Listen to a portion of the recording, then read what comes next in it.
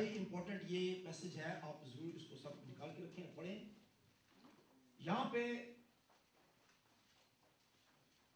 عزرا جو ہے وہ بہت ہی ایک اہم ایک فیصلہ جو ہے وہ کرتا ہے، اور یہ 8ویں باب کی 21 آیت سے ہم پڑھیں گے. تب میں نے ہوا کے دریا پر روزہ کی منادی کرائی تاکہ ہم اپنے خدا کے حضور اس سے اپنے اور اپنے بال بچوں اور اپنے مال کے لیے سیدھی راہ طلب کرنے کو فروتن بنے. بس غور سے بات سنیں. عزرا جو ہے اس نے کیا کیا ہے، جتنے بھی لوگ تھے ان سب کو بلایا. ہوا کے دریا کے اوپر ان کا پڑاؤ تھا، وہاں پہ سب لوگ جمع تھے. اس نے سب کو جمع کیا اور سب کو اس نے کیا کیا، روزہ کی منادی کرائی. اور ساتھ ہی اس کا مطلب لکھا ہے کہ روزے کا مطلب کیا ہے. دوبارہ پڑھیں جی کہ اب اسے روزے کی منادی کیوں کی ہے؟ کیونکہ میں نے شرم کے باعث بادشاہ سے نہیں دوبارہ اسی کو پڑھیں. تب میں نے ہوا کے دریا پر روزہ کی منادی کرائی تاکہ ہم اپنے خدا کے حضور اس سے اپنے اور اپنے بال بچوں اور اپنے مال کے لیے سیدھی راہ طلب کرنے کو فروتن بنے. بس جی، اپنے بال بچوں کے لیے، اپنے مال کے لیے سیدھی راہ طلب کرنے کے لیے فروتن بنے. خدا جو ہے وہ آپ کے سارے راستے سیدھے کرنے کی قدرت رکھتا ہے. ہماری زندگی کے اندر بے شمار رکاوٹیں آتی ہیں. ہماری زندگی کے اندر ہر روز کوئی نہ کوئی چیلنج ہے. روپے پیسے کا چیلنج ہے. اس ملک کے اندر رہتے ہوئے کتنے چیلنج ہماری زندگی کے اندر، پاکستان کے اندر رہتے ہوئے کتنے ہمارے سامنے چیلنج ہے. ہر روز ہمارے سامنے چیلنج ہے، اور ہم نہیں جانتے کہ سیدھی راہ کون سی ہے. ہمیں کیا کرنا چاہیے، کون سا راستہ جو ہے ہمارے لیے ٹھیک ہے، کون سا راستہ جو ہے وہ ہمیں اختیار کرنا چاہیے تاکہ ہماری زندگی کے اندر جو ہے وہ برکت ہو، ہماری زندگی کے اندر جو رکاوٹیں ہیں وہ کم ہوں. اس کے لیے سب سے اچھا طریقہ ہے ہم خدا سے سیدھی راہ طلب کرنے کے لیے، اپنے مال کے لیے، اپنے بال بچوں کے لیے، اپنے کاروبار کے لیے، اپنے بزنس کے لیے، اپنی زندگی کے ہر کام کے لیے ہم سیدھی راہ جو ہے وہ خدا سے طلب کرنے کے لیے اپنے آپ کو خاکسار بنائیں. یہ خدا کے کلام کا ایک قانون ہے. اگر آپ چاہتے ہیں کہ آپ کی زندگی کے اندر جو ہے وہ خدا جو ہے وہ رہنمائی کرے، خداوند آپ کو بتائے کہ آپ کو کیسے زندگی گزارنی ہے، کیسے آپ نے چلنا ہے، کون سا راستہ آپ کے لیے درست ہے، اس کے لیے سب سے امپورٹنٹ چیز ہے ہم اپنے آپ کو خاکسار بنائیں. ہم اپنے آپ کو خاکسار بنائیں. اب اس نے کیا کیا، روزہ کا منادی کی اور کیا کیا، کہا کہ اپنے آپ کو سب فروتن بنائیں. اور اس کے بعد لکھا ہے، ہاں جی پڑھیں جی. کیونکہ میں نے شرم کے باعث بادشاہ سے سپاہیوں کے جتھے اور سواروں کے لیے درخواست نہ کی تھی تاکہ وہ راہ میں دشمن کے مقابلہ میں ہماری مدد کریں، کیونکہ ہم نے بادشاہ سے کہا تھا کہ ہمارے خدا کا ہاتھ بھلائی کے لیے ان سب کے ساتھ ہے جو اس کے طالب ہیں، اور اس کا زور اور قہر ان سب کے خلاف ہے جو اسے ترک کرتے ہیں. سو ہم نے روزہ رکھ کر اس بات کے لیے اپنے خدا سے منت کی اور اس نے ہماری سنی. بس اب ان کے سامنے دو راستے تھے.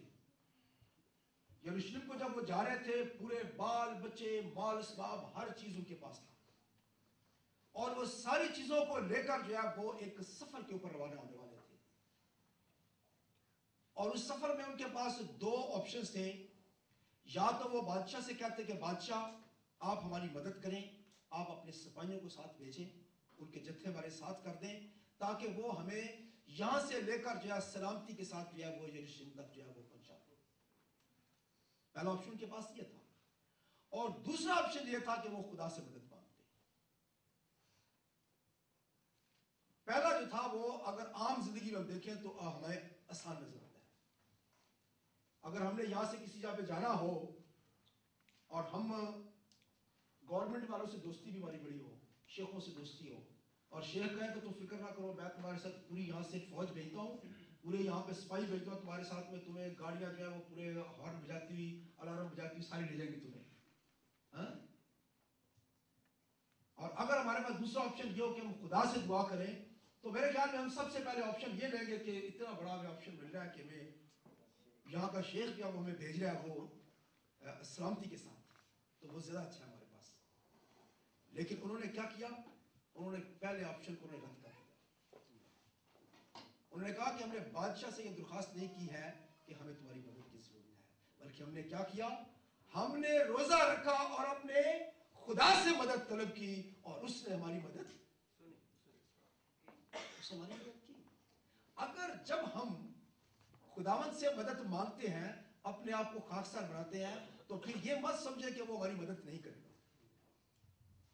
खुदा का कोई भी वादा जो है वो ना के साथ नहीं है, खुदा हमेशा हाँ के साथ उसके वादे हैं।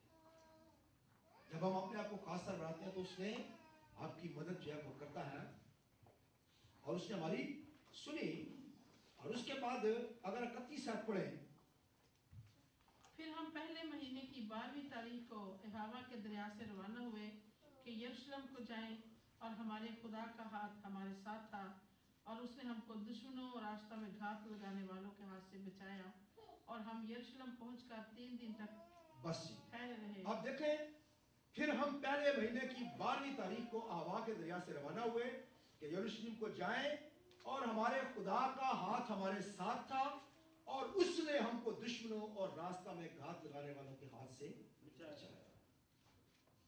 कोई बादशाह का सिपाही साथ नहीं है, कोई फौजी साथ नहीं है, कोई दूसरी मदद साथ नहीं है, लेकिन उन्होंने सबसे पहले निकलने से पहले क्या किया? उन्होंने खुदा से मदद मांगी। और खुदा से मदद मांगने के लिए क्या किया? अपने आप को खाकसार बनाया और रोजा रखा। तो याद रखिए कि रोजे का तल्लुक जो है वो है अपने आप को खाकसार बनाने और फरोतन बनाने से। और यही सबसे बड़ी मुश्किल है कि इंसान जो है वो फरोतन नहीं कर सकता, ना वो खाकसार बनना चाहता। इंसान जो है उसके अंदर ये प्रॉब्लम है कि वो कभी भी खाकसार नहीं बनना चाहता और ना वो बनता है। अब अगर आप ये कहें कि आप दुआ करें, खुदावंद मुझे खाकसार बना दे, खुदावंद मुझे फरोतन बना दे, खुदावंद मुझे छोटा कर दे, खुदावंद कुछ नहीं कर सकता, खुदावंद कभी भी नहीं करेगा। और जानते हैं क्यों? क्योंकि ये काम जो है वो खुदा ने मेरे और आपके सुपुर्द किया है। फरोतन बनना और खाकसार बनना जो है वो हमने खुद करना है। बाइबल के अंदर क्या लिखा है? खाकसार बनो, फरोतनी से उसके हाथ के नीचे रहो। खुदा ने किसी जगह पे नहीं कहा कि मैं तुम्हें खाकसार बनाऊंगा, मैं तुम्हें फरोतन बनाऊंगा। मसीह खुदा ने क्या किया था? उसने अपने आप को इतना पस्त कर दिया। किसने किया? अपने आप को। उसने अपने आप को किया। पस्त करने का काम जो है, खाकसार बनने का काम जो है, फरोतन बनने का काम जो है, ये हमें खुद करना है। और जब तक हम ये खुद नहीं करेंगे उस वक्त तक खुदा कुछ नहीं कर सकता। अब इसका सबसे बेहतरीन तरीका है खाकसार बनने का, वो है रोजा।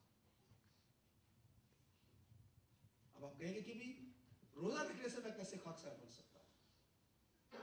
और याद रखिए कि इंसान जो है उसके अंदर जो है वो 3 चीजों का मरकब है। 3 चीजों से इंसान जो है वो मिलकर बना है। पहली चीज है जिस्म, जो कि हमारी हड्डियां हैं, गोश्त है, नसें, पट्टे, सब कुछ है इसके अंदर। ये हमारा जिस्म है, हमारा बदन है। उसके बाद दूसरी चीज इसके अंदर है जो है रूह। और रूह जो है वो खुदा ने इसलिए हमें दिया है ताकि हम खुदा के साथ ताल्लुक जो है वो कायम रख सकें। क्योंकि खुदा जो है वो रूह है और एक रूह जो है वो सिर्फ रूह से ताल्लुक कायम कर सकता है। तो खुदा ने हमें रूह जो है वो इसलिए दिया है ताकि हम खुदा के साथ ताल्लुक रखें। और जहां पे जिस्म और रूह दोनों मिलती हैं, वहां पे एक तीसरी चीज पैदा हुई है जिसे हम जान कहते हैं। और ये जान जो है ये इंसान का किरदार, उसका करैक्टर, उसका सब कुछ है।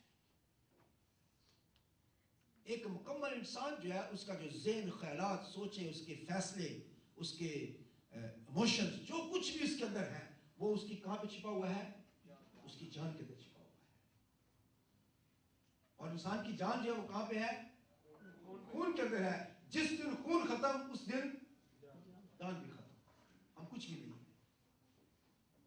अब मैंने आपको पहले बात बताई कि हमारा जो जिस्म है, हमारी जो जान है, ये इंसान को जो है गुनाह की वजह से कंट्रोल करती है। रूह जो है वो काम नहीं करता है, क्योंकि बाग़ एदन के अंदर इंसान ने जब गुनाह किया, खुदा खुदा ने आदम से एक बात कही थी कि जिस दिन तूने इस फल में से खाया उस दिन तू मरा। तो खुदा ने ये वार्निंग